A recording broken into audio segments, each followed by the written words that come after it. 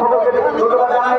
আপনারা এই গরমের ভিতরে রাখলে এই মাদকের বিরুদ্ধে অবস্থান নিয়েছেন। আমাদের মাঝে একটু আগে সুন্দর বক্তব্য রেখে গেছেন আর আবুল কালাম সাহেব ওনার সুন্দর বক্তব্য। আমরা আশা করি ওনার দিক নির্দেশনা বক্তব্যগুলো আমরা আপনাকে করবো, আমরা একটা কমিটি করবো, যা যা নিয়ম কানুন বলে এটা করবো। তো সবার আগে একটু বলি, আমার এলাকা আমি এলাকায় বড় হয়েছি। আপনারা যারা মাদক বিক্রি খুব বেশি একটা কথা 4 নম্বর লাইনটা আমরা আমাদের হারাম পরিবেশ শেষ করে দিয়েছিলাম। এই 4 নম্বর লাইনটা আমরা হাঁটতে পারি না, আমাদের ইজ্জত থাকে না।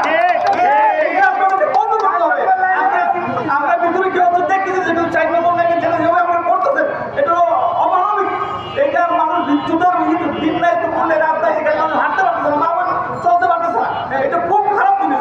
এইটা আপনাকে সবার আগে আপনারা এটা বন্ধ করেন, না এটা আমরা সবাই একসাথে ওই আইনজীবীদের কাছে আপনাদের তুলে দিতে পারবো। আমরা আমাদের মামুন আমরা আপনাদের একসাথে বলা হচ্ছে গ্যারি ব্যাংকের কথা বুঝি না, আমরা সবাই একসাথে থাকি, এই এলাকায় থাকি, আমরা একই এলাকার বাসিন্দা। আমাদেরকে সচেতন থাকতে হবে, এলাকাতে করবে বুঝতে না এই মাদকের কারণে যুবদল হচ্ছে আমাদের আন্দোলন হক ভাই দৃঢ় কাছে মাদকের বিরুদ্ধে, মাদকের কোনো ছাড় নাই। আমরা যেখানে আছি আমাদের এখানে আমরা একটু বলবো মাদকের পক্ষে আমরা কোনোদিন আমাদের জানাতে 1 টাকা আমরা খাই নাই, কোনোদিন আমরা এর জন্য আমরা যাই নাই, আগামীতেও যাবো না ইনশাল্লাহ।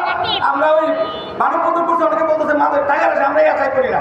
আমরা চাই সমাজ মাদকমুক্ত হোক, যুব সমাজ মাদকমুক্ত হোক, এলাকা সুন্দর হোক, সে আশা ব্যক্ত করে আমি আমার উদ্দেশ্য করছি।